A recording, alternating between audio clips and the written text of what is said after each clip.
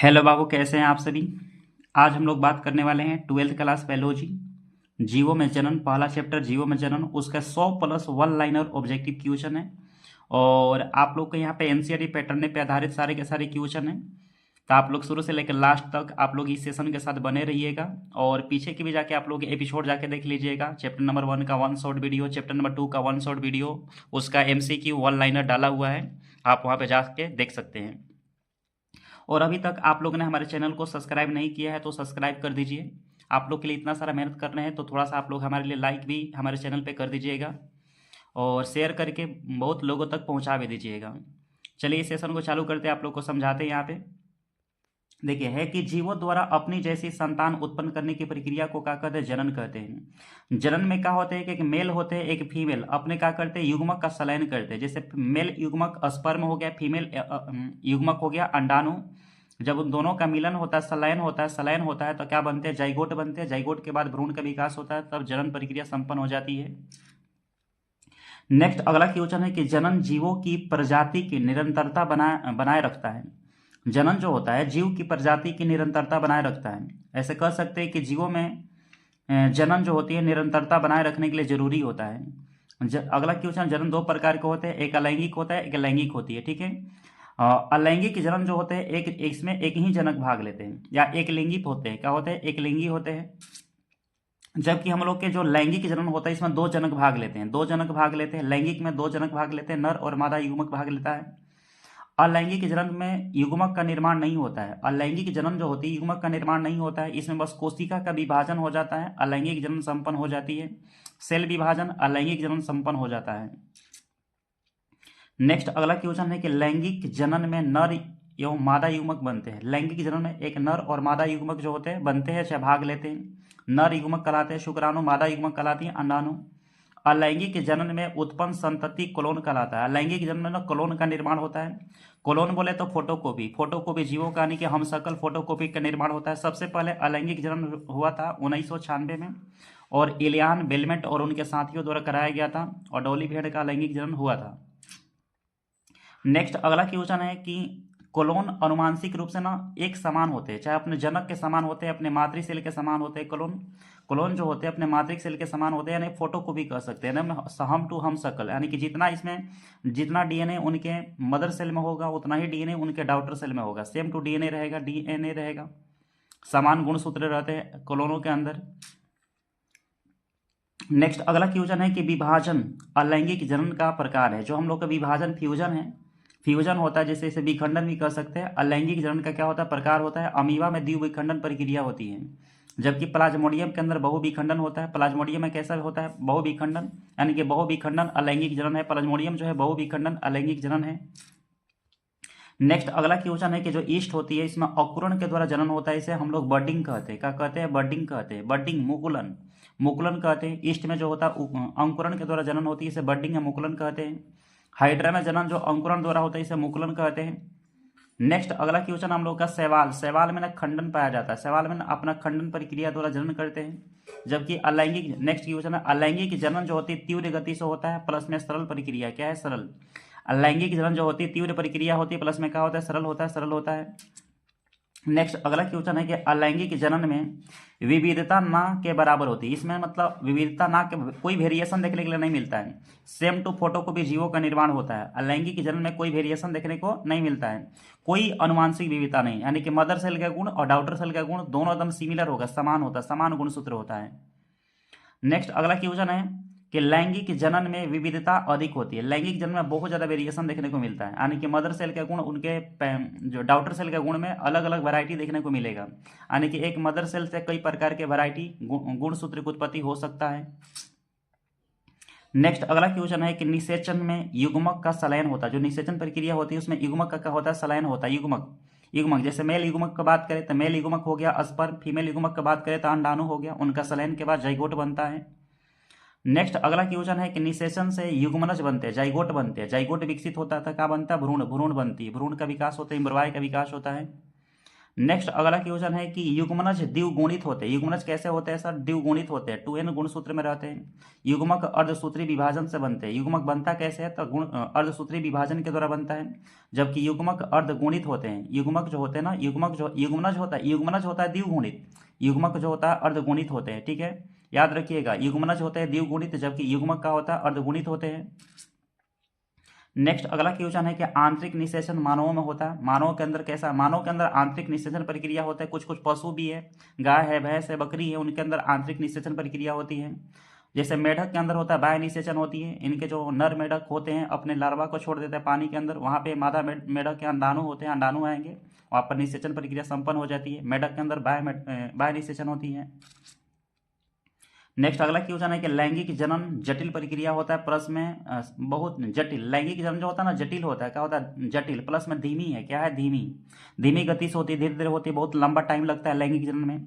लैंगिक जनन में समय अधिक लगती है। क्या लगती है? समय अधिक लगती है, यानी कि लंबा समय लगता है। मानव में निषेचन फैलोपियन नली में होती है। मानव के अंदर निषेचन कहाँ पे? फैलोपियन ट्यूब के अंदर होती है, जो महिलाओं में पाया जाता है। नेक्स्ट अगला है कि गर्भावस्था काल मानव में लगभग 9 मंथ 7 दिन, ठीक है ना, 7 डे होता है ना। गर्भावस्था काल जो होता है मानव के अंदर लगभग में कितना होता है? 9 मंथ 7 डे। शैवाल में जनन सामान्यतः लैंगिक है। शैवाल खंडन प्रक्रिया से जनन करते हैं। कैसे करते हैं? खंडन से, अपने आप को खंडित करके जनन कर लेते हैं। नेक्स्ट अगला क्वेश्चन है कि कवक में जनन जो होते हैं अलैंगिक लैंगिक दोनों होते हैं। जो कवक होती है इसमें जनन जो होती है अलैंगिक भी होता है, लैंगिक भी होती है।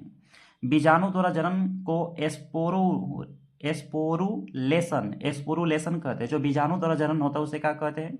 बीजाणु द्वारा जनन को एस्पोरुलेशन कहते हैं, जो बीज के द्वारा इनमें उत्पत्ति होती है। राइजोपस में बीजाणु बनते हैं। राइजोपस एक प्रकार का बीजाणु जनन का एग्जाम्पल है। राइजोपस बीजाणु जनन का एग्जाम्पल होता है। नेक्स्ट अगला क्वेश्चन है कि बीजाणु प्रतिकूल दशाओं को सहन कर सकते हैं। जो बीजाणु जो होते हैं वो प्रतिकूल दशा को, जैसे ताप है, दाब है, उसको हम लोग सहन कर सकते हैं, ठीक ना, बीजाणु सहन कर सकता है। वनस्पतियों में शाकीय जनन होती है। चाहे वनस्पति के शाकीय का मतलब है कायिक जनन। क्या होता है बाबू? कायिक। वनस्पति में जो जनन होती है कायिक जनन होती है। नेक्स्ट अगला क्वेश्चन है कि शाकीय जनन यानी कि कायिक जनन अलैंगिक जनन का ही प्रकार होती है। आलू में जो जनन होता है, आलू में वो कंद के, आलू एक प्रकार का हम लोग के ताना होता है, इसमें कंद प्रकार के ताना है। कैसा है? कंद प्रकार के ताना है, उसमें कायिक जनन है। आलू में कैसा जनन होता है? कंद प्रकार का ताना होता है और कायिक जनन होती है। नेक्स्ट है अदरक। अदरक जो होता है हम लोग का राइजोपस में आता है, और इसमें राइजोपस के अंतर्गत आता है। अदरक जो है राइजोम प्रकार का ताना होता है, और इसमें अलैंगिक जनन होती है। और कौन सा? कायिक अलैंगिक जनन होता है। बराफाइटा में जल निषेचन के लिए आवश्यक, यानी कि बराफाइटा में जो है जल जो होती है निषेचन के लिए आवश्यक होती है। पूछेगा बराफाइटा में निषेचन के लिए क्या जरूरी होती है? जल, क्योंकि जलीय पौधे होते हैं। बराफाइटा जो समुद्री और जलीय पौधा होते हैं। नेक्स्ट अगला क्वेश्चन है कि टेरिडोफाइट्स में बीज नहीं बनते हैं। अब जब बीज नहीं बनते हैं तो इसमें कैसा कायिक जनन होगा? क्या होगा? कायिक जनन होगा, जिसमें कायिक जनन के माध्यम से जनन कराया जाता है। आवृत बीजियों में पुष्प जनन अंग पाया जाता है। जो आवृत बीजी है जिसमें बीज का निर्माण होता है, पुष्प पाए जाते हैं, वो पुष्प जनन अंग है। नेक्स्ट अगला क्वेश्चन है पुष्प का नर भाग पुकेसर कहलाता है, जबकि पुष्प का मादा भाग ना अंडक कहलाती है। परागकण नर युग्मक बनता है। परागकण जो है नर युग्मक बनाता है। परागकण जो होता है एक नर युग्मक बनाता है, जिसे क्या कहते हैं हम लोग? परागकण का नर युग्मक को हम लोग कहते हैं, ठीक है ना, परागकण कहते हैं। क्या कहते? नहीं, परागकण के नर युग्मक के, परागकण एक नर युग्मक खुद बनाता ही है, ठीक है ना, खुद बनाता ही परागकण। भ्रूण बीज के अंदर बनते हैं। भ्रूण जो बनते हैं बीज के अंदर बनते हैं, और इसको पोषण मिलता है भ्रूण पोष से। कहाँ से मिलता है? भ्रूण पोष से भी, यानी कि भ्रूण को पोषण प्राप्त होती है। नेक्स्ट अगला क्वेश्चन है कि बीज फल के अंदर विकसित होता है, और बीज फल के अंदर विकसित होता है जो बीजांड हो जाता है। जो बीजांड होता है, बीजांड वही फल का क्या होता है? रूप नहीं, बीज का रूप लेता है, जबकि फल बनता है अंडाशय के द्वारा। लैंगिक जनन जो होती है इसकी विकास धीमी गति से होती है। कैसे होती है? धीमी गति से होती है। नेक्स्ट अगला क्वेश्चन है कि अलैंगिक जनन में ऊर्जा की आवश्यकता बहुत कम होता है। अलैंगिक जनन में ऊर्जा की जरूरत नहीं होती, इसमें सेल विभाजन होता है, अलैंगिक जनन संपन्न हो जाती है। नेक्स्ट अगला क्वेश्चन है कि जनसंख्या वृद्धि जनन पर निर्भर करती है। जो जनसंख्या वृद्धि किस पर डिपेंड करता है? जनन पर डिपेंड करती है। युग्मनज भ्रूण में परिवर्तित होता है। युग्मनज किस में परिवर्तित होता है? भ्रूण में परिवर्तित होता है। भ्रूण विकास की प्रक्रिया को भ्रूण जनन कहते हैं। भ्रूण विकास की प्रक्रिया को क्या कहते हैं? भ्रूण जनन कहते हैं। मानव में प्लेसेंटा बनता है। मानव के अंदर क्या बनता है? प्लेसेंटा। प्लेसेंटा का निर्माण होती है। प्लेसेंटा ऊतक जो होती है ना, यह मदर सेल के गर्भनाल से और शिशु के गर्भनाल से जुड़ा रहता है। ये पोषण और ऊर्जा प्रदान करने का काम करता है। प्लेसेंटा पोषण प्रदान करने की क्या करती है, काम करती है, मानव के अंदर गर्भनाल से जुड़ी होती है। यानी कि गर्भावस्था में शिशु को जो पोषण मिलती है, ऊर्जा मिलती है, प्लेसेंटा के माध्यम से ही प्राप्त होती है। नेक्स्ट अगला क्वेश्चन है कि जीवधारी जनन में भ्रूण का विकास शरीर के अंदर होती है। जीवधारी जनन में भ्रूण का विकास जो होता है शरीर के अंदर होता है। अंडज जनन में भ्रूण अंडे से बाहर विकसित होते हैं। जो अंडज होते हैं जिसमें अंडा का निर्माण होता है उसमें भ्रूण कहाँ होते हैं, अंडे के बाहर विकसित होते हैं। पंछी अंडज होती है, पंछी क्या देती है, अंडे देती है, तो वो अंडज होती है, क्या होती है, अंडज होती है। जबकि मानव जो होते हैं, या मानव एक प्रकार की जीवधारी जो है ना, या हम लोग को या स्तनधारी प्राणी में आते हैं। किस में आते हैं, स्तनधारी प्राणी में आते हैं, जो बच्चे को जन्म देते हैं। मत्स्य में बाह्य निषेचन होता है, मेढक में भी बाह्य निषेचन होती है। लैंगिक जनन उत्क्रांति में सहायक होता है। लैंगिक जनन जो होती है उत्क्रांति बोले तो जीवों के मतलब विकास में सहायक होता है। नेक्स्ट अगला क्वेश्चन नंबर हम लोग से पहुंच गए हैं यहाँ पे 60 पे। विविधता प्राकृतिक चयन का आधार है। जो वेरिएशन होता है ये प्राकृतिक चयन का क्या होता है, आधार होता है। और विविधता के बारे में चार्ल्स डार्विन बताए हैं, अभी आगे जाके हम लोग पढ़ेंगे चैप्टर में। नेक्स्ट अगला है कि अलैंगिक जनन स्थिर वातावरण में लाभदायक होते हैं। जो अलैंगिक जनन होते हैं स्थिर वातावरण में क्या होते हैं, लाभदायक होते हैं। लैंगिक जनन के बदलते वातावरण में लाभदायक होते हैं। देखिए लैंगिक जनन अगर वातावरण बदल रहा हो तो उसमें लैंगिक जनन बहुत ज़्यादा लाभदायक है। अगर वातावरण अगर स्थिर हो तो उसमें अलैंगिक जनन ज़्यादा लाभदायक होगा। नेक्स्ट अगला क्वेश्चन नंबर 63 है, पराग कण निषेचन से पहले बनता है। जो पराग गण है ना, पराग कण निषेचन से पहले बनता है। और पराग कण के स्थानांतरण का बहुत सारा माध्यम भी होता है। जैविक माध्यम होता है, जैविक माध्यम होती है। निषेचन के बाद भ्रूण का विकास होता है। जनन जीवन की अनिवार्य प्रक्रिया नहीं है। जनन जो होती है जीवन की अनिवार्य प्रक्रिया नहीं थी, क्योंकि सारे जीव जनन नहीं करते हैं, लेकिन जनन जीवों के लिए मतलब अनिवार्य भी है उनके लिए, ठीक ना। यानी कि जीवों के निरंतरता बनाने के लिए मतलब जनन जरूरी है। जनन प्रजाति के लिए आवश्यक होता है, जनन प्रजाति के लिए आवश्यक होती है। जनन से जनसंख्या संतुलन बनाए रखा जा सकता है। बीजाणु हल्के होते हैं। बीजाणु कैसे होते हैं सर, ये हल्का होता है। क्या होता है, हल्का होता है। नेक्स्ट क्वेश्चन नंबर हम लोग यानी कि 69 पे पहुंच गए हैं। अलैंगिक जनन निम्न जीवों में पाया जाता है। अविकसित जीव कह सकते हैं, निम्न जीव कह सकते हैं, जिसका जड़ ताना पत्ती का विकास अच्छा सा नहीं है, बीज का विकास सही तौर पे नहीं है, तो उसमें अलैंगिक जनन होती है।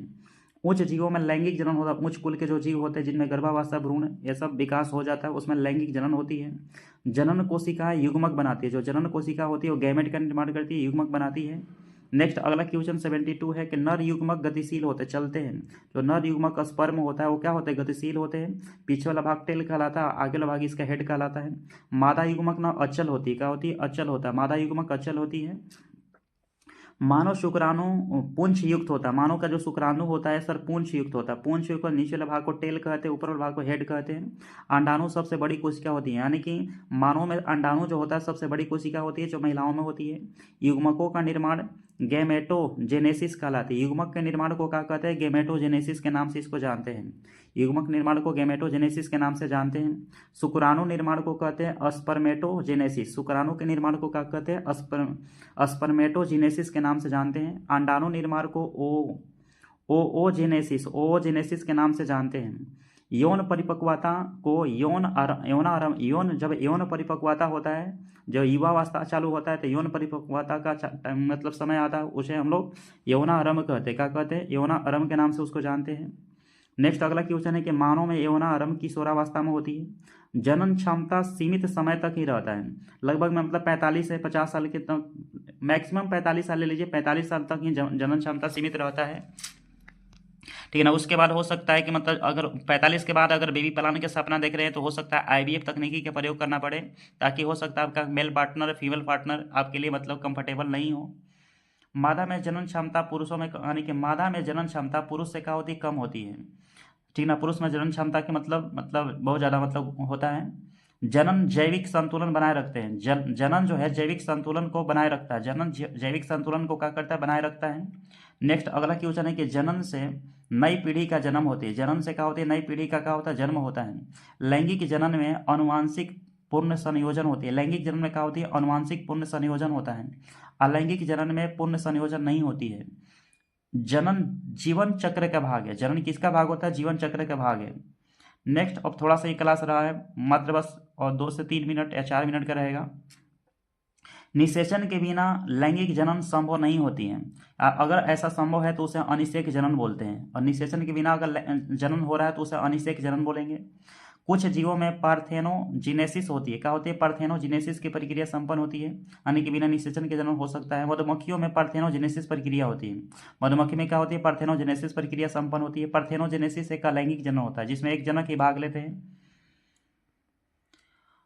नेक्स्ट अगला क्वेश्चन है कि मानव में पार्थेनोजेनेसिस संभव नहीं है क्योंकि मानव के अंदर निषेचन प्रक्रिया संपन्न होती है। जीवों में जनन जैविक प्रक्रिया है। जीवों में जनन क्या है? जैविक प्रक्रिया होती है। जनन एक अनुवांशिकी से संबंधित है, हेरिडिटी से संबंधित है, जिसमें वेरिएशन देखने को मिलता है, बहुत सारी विविधता देखने को मिलती है।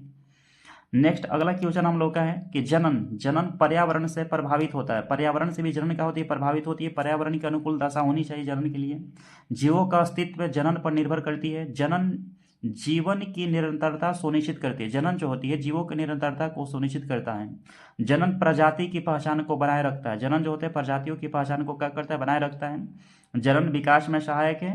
नेक्स्ट लास्ट क्वेश्चन है कि जनन जीव विज्ञान का एक महत्वपूर्ण भाग माना जाता है। तो ये हम लोग का 100 क्वेश्चन रहा अभी तक, और सारे क्वेश्चन आप लोग को यहाँ पे देखा है, पढ़ा दिए, और आप लोग शायद इसे दोबारा से आप लोग सुन लीजिएगा और नोट्स बना लीजिएगा। चलिए बहुत बहुत धन्यवाद आप सभी लोगों को। इसी तरह से मेहनत करते रहिए, आगे बढ़ते रहिए। मिलते हैं नेक्स्ट स्लाइड में। ज़्यादा बड़ी क्लास भी नहीं है, मात्र 16 मिनट की क्लास रही है।